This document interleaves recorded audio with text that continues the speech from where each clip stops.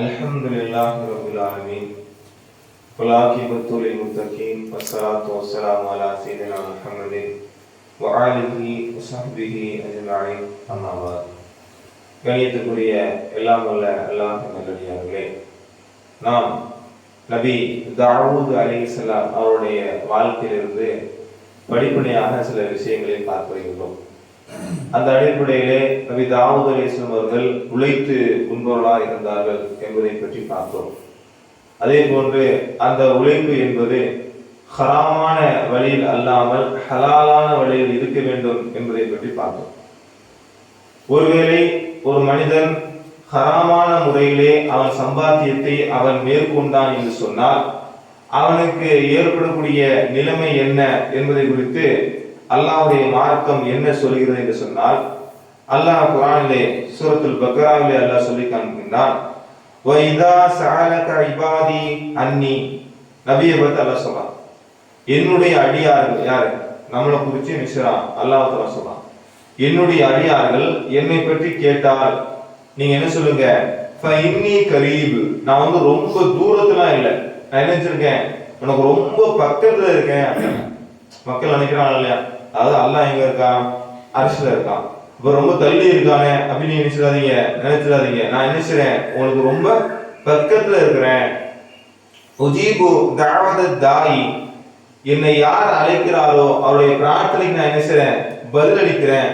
இதா தஆனி ஃபல் இஸ்தஜீபுலி, அவர் என்னிடத்தில் என்ன செய்யட்டும், பிரார்த்தனை செய்யட்டும். வல் யுக்மினு பி, அவர் என்னை நம்பட்டும். லஅல்லஹும் யர்ஷுதூன், இதனால் அவர்கள் நேர்வழி அடைவார்கள் அப்படின்னு அல்லாஹ் சொல்றான். அல்லாஹ் என்ன சொல்றான், தன்னுடைய தூதரை கூப்பிட்டு என்னை பத்தி என்னுடைய அடியார்கள் கேட்டாங்க அப்படின்னா நீங்க சொல்லுங்க, நான் என்ன செய்றேன், ரொம்ப ரொம்ப பக்கத்துல இருக்கேன். அவங்க ஏன்ட துவா செஞ்சாங்க அப்படின்னா அந்த துவாவை நான் என்ன செய்றேன், அங்கீகரிக்கிறேன். என்னிடத்துல என்ன செய்யட்டும், துவா செய்யட்டும், என்னையே நம்பட்டும், இதனால அவங்க என்ன செய்வாங்க, நேர்வழி அடைவாங்க அப்படின்னு அல்லாஹ் சொல்லியிருக்காங்க. ஒரு இடத்துல வந்து நபிகள் நாயகம் ஸல்லல்லாஹு அலைஹி வஸல்லம் வந்து ஒரு மலையில இருந்து ஏறிட்டு போவாங்க. அப்ப சஹாபாக்கள் வந்து பயங்கர சத்தமா சுப்ஹானல்லாஹ் அல்லாஹ் அக்பர் சொல்லுவாங்க, சத்தம் போட்டு சொல்லுவாங்க. இப்ப ரசூலுல்லாஹ் சொல்லுவாங்க, உங்களை நீங்க கட்டுப்படுத்திக்கிடுங்கப்பா, ஏன் இப்படி சத்தம் போடுறீங்க, நீங்க வந்து காது கேட்காதவனையோ இங்கே இல்லாதவனையும் நீங்க நிச்சயில அழைக்கல, நன்கு செவியுறக்கூடியவனையும் உங்களுக்கு அருகிலே இருக்கக்கூடிய ஒருத்தனை செய்யுங்க கூப்பிடுறீங்கப்பா அப்படின்னு அல்லாஹ் சொல்றான். அந்த அடிப்படையில ஒரு மூமினான அடியான் அல்லாஹ்ட்ட கேட்டான் அப்படின்னா கண்டிப்பா நிச்சயம் அல்லாஹ் தஆலா தருவான், அதுல எந்த மாற்று கருத்து இல்லை. ஆனா அவனுடைய பொருளாதாரம் ஹராமா இருந்துச்சு அப்படின்னா அவனுடைய பிரார்த்தனை ஏற்றுக்கொள்ளப்படுமா, அதான் முக்கியமான விஷயம். நிறைய பேர் வசதி படைச்சிருக்கலாம், அந்த வசதி வாய்ப்புகளை ஃபுல்லா அவங்க என்ன செய்யறாங்கன்னா ஹராமான வழியில அல்லாஹ்வுடைய மார்க்கம் தடுத்த வழியிலேயே சம்பாதிச்சுட்டு இருந்தாங்கன்னா அவங்களை கேட்டு பாருங்க, அவங்களுக்கே தெரியும் நிறைய விஷயங்கள் அல்லாஹ் நம்ம கேட்டுக்கிட்டே இருக்கோம், ஆனா என்ன செய்யல, நமக்கு வரமாட்டுக்கு. உதாரணத்துக்கு குடும்பத்துல பிரச்சனை இருக்கும், அது தீராம ஓடிக்கிட்டே இருக்கும். அவங்களுக்கு ஏதாவது நோய் இருக்கும், அதுவும் தீராம ஓடிக்கிட்டே இருக்கும். அவங்க வாரிசு என்ன செய்வாங்க, கேட்டுக்கிட்டு இருப்பாங்க. சில பாத்துருக்கீங்களா, லட்சக்கணக்கில் ரூபா இருக்கும், அவனும் டாக்டர் அலையாத மருத்துவர் இருக்காரு, அலையாத ஹாஸ்பிட்டல் இருக்காரு, ஏறி இறங்கிட்டு இருப்பான், ஆனா என்ன செய்யாது, குழந்தை இருக்காரு. இப்ப ஏன் இந்த நிலைமை, இப்ப நம்ம எங்க தப்பு பண்ணிருக்கோம் அப்படின்னு நம்ம திரும்பி பார்த்தோம் அப்படின்னா நமக்கு வரக்கூடிய வருமானம் இருக்கா இல்லையா, அது ஹலாலா இல்ல, ஹராமா இருக்கு.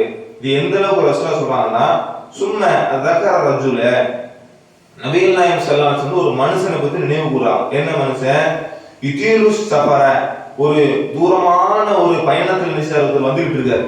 வரும்போது அஷ்அஷ அக்பர, அவருடைய தலைமுடியெல்லாம் என்னது புழுதி படிந்திருக்கு. இந்த காலத்து மாதிரி நினைச்சு சொகுசாலாம் காரில் போக முடியாது, இல்ல ஒட்டகத்துல குதிரையில அப்படிதான் போகணும். அப்ப ரொம்ப தூரம் போனாங்கன்னா புழுதிலாம் நினைச்சிரும், படிஞ்சிரும். எமுத்து எதைகி, அவர் தன்னுடைய இரண்டு கரங்களை உயர்த்தி இலசமாயி வானத்தின் பக்கம் நினைச்சாரு, கையை உயர்த்தி யா ரப்பி யா ரப்பி, என்னுடைய இறைவா என்னுடைய இறைவா நினைச்சாரு, அல்லாஹ்வை கூப்பிடுதாரு. அப்ப அல்லாஹ் என்ன செய்யணும், பதில் சொல்லுமா இல்லையா, அல்லாஹ்வுடைய பிரார்த்தனை ஏற்றுக்கொள்ளுமா இல்லையா.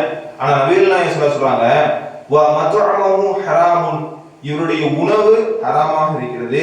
வ மஷ்ரபஹு ஹராமுன், இவருடைய குடிபானம் ஹராமாக இருக்கிறது. வ மல்பஸஹு ஹராமுன், இவர் உடுத்தும் ஆடை ஹராமாக இருக்கிறது. வ ஊதிய பில் ஹராமிஹி, இவர் ஹராமிலே மூழ்கி இருக்காரு. ஃப இன்னி யுஸ்தஜாபு லிதாலிக, எப்படி இவருடைய பிரார்த்தனை ஏற்றுக்கொள்ளப்படும் சொல்றாங்க. அவர் சாப்பிடக்கூடிய சாப்பாடு ஹராமான வழியில் வந்தது, அவரை உடுத்தக்கூடிய ஆடை ஹராமான வழியில் வந்தது, அவரு குடிக்கக்கூடிய தண்ணி ஹராமான வழியில் வந்தது. இப்படி எல்லாத்துலயும் ஹராத்திலே மூழ்கி இருக்காரு. எப்படி இவருடைய பிரார்த்தனை ஏற்றுக்கொள்ளப்படும் சொல்றாங்க. நம்ம யோசிச்சு பார்க்கணுமா இல்லையா? நம்ம சம்பாதிக்கிற சம்பாதிப்பு எப்படி இருக்கு? அதுல இருந்தா அந்த ஹராமான வழியில் சம்பாதிச்சு சாப்பிடுவோம், அதுல இருந்து ஆடை ஊத்துறோம், அதுல இருந்தா எல்லாமே செய்யறோம் அப்படின்னா, அப்ப நம்முடைய பிரார்த்தனை அல்லாஹ் எப்படி அங்கீகரிப்பான் அப்படிங்கிறத மக்கள் நினைச்சுட்டாங்க, மறந்துட்டாங்க.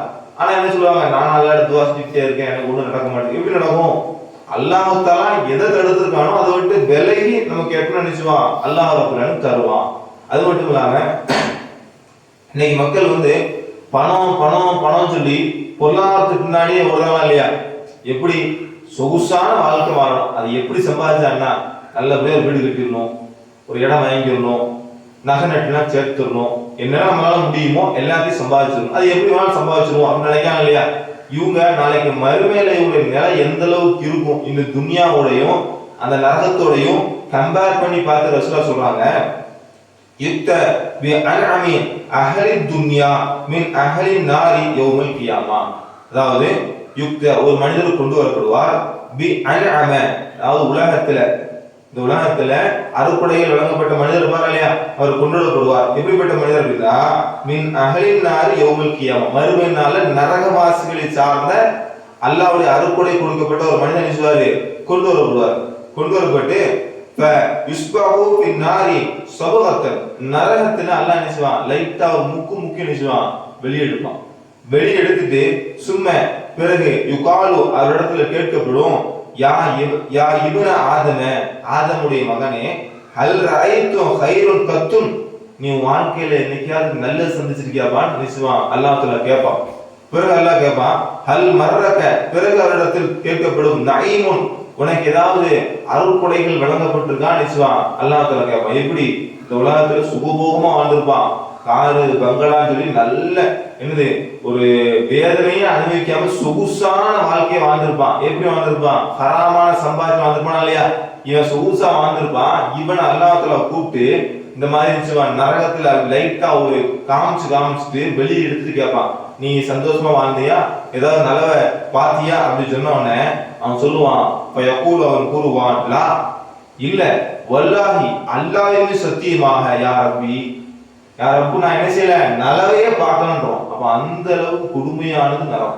இந்த உலகத்துல நம்ம எதுக்கு வாழ்ந்துட்டு இருக்கோம்னா, பொருளாதாரம் எப்படி வேணா சம்பாதிப்பேன், சந்தோஷமா வாழணும், அவ்வளவுதான். அதுக்கு என்ன பிரச்சனை அப்படின்னு சொன்னா, மக்கள் பொருளாதாரத்தை எப்படி வேணாலும் சம்பாதிக்கிறோம் அப்படிங்கிற அளவுக்கு நினைச்சிட்டாங்க, போயிட்டான், சுகபோகமா வாழ்ந்துட்டு இருக்கான். இப்படி போயிட்ட ஒரு மனுஷனை அல்லாஹ் தஆலா கூப்பிட்டு நரகத்துல ஒரு முக்கிட்டு கேள்வி கேட்கான், நீ ஏதாவது நலவு பார்த்திருக்கியா, ஏதாவது அறுக்குடையை பார்த்திருக்கியா அப்படி கேட்கும்போது அவன் என்ன சொல்லுவான், லா இல்லையா அல்லாஹ், வல்லாஹி உண்மையே சத்தியமாக, யா ரப்பி இறைவனே உன் மீது சத்தியமாக நான் எதையுமே பார்க்கலன்றோம். அந்த அளவு கொடுமையானது இந்த நரகம். அப்போ நம்முடைய துஆக்கள்லாம் அங்கீகரிக்கப்படும் அப்படின்னா, நம்முடைய பொருளாதாரத்தை சரியான முறையில் நினைச்சணும், வருமானத்தை ஈட்டணும். கேள்வி கேட்கலாம் சில பேர், அல்லாஹ் குர்ஆன்ல வாக்களிக்கிறான், ஹதீஸ்ல அல்லாஹ் நினைச்சான் வாக்களிக்கிறான், ஒரு அடியான் என்னிடத்துல கையேந்தி அவனுடைய கையை வெறும் கையாக அனுப்புவதற்கு அல்லாஹ் நினைச்சான் வெட்கப்படலாம். நம்மளே இப்படிதானங்க, ஒரு ஆள் கஷ்டம் கேட்டுதாரு சரியா, அவருடைய குறைய முறையிட்டுதாரு, ஒரு ஆஸ்பத்திரிக்கு எதுக்கோ கேட்கானீங்களேன், அந்த நேரத்தில் நம்மகிட்ட பணம் இல்லை, நீங்க நம்ம வருத்தப்படுவோமா இல்லையா, சரி கேட்டுட்டார நம்மளால கொடுக்க முடியலையா அப்படின்னு நினைச்சுவோம், வேலை படுவோமா இல்லையா? நம்மளை விட பல மடங்கு இரக்கம் உள்ளவன் அல்லாஹ் இருக்கிறாரு. அவன் என்ன செய்யறான், ஒரு அடியான் கையேந்தி அல்லாஹ் எனக்கு தாயாலா அப்படின்னு கேட்டு அவனை வெறுங்கையோடு அனுப்புறதுக்கு அல்லாஹ் என்ன செய்யறானா, வெட்கப்படுதான். அப்படிப்பட்ட இறைவன் நம்முடைய பிரார்த்தனையை அங்கீகரிக்க மாட்டான். எதுல?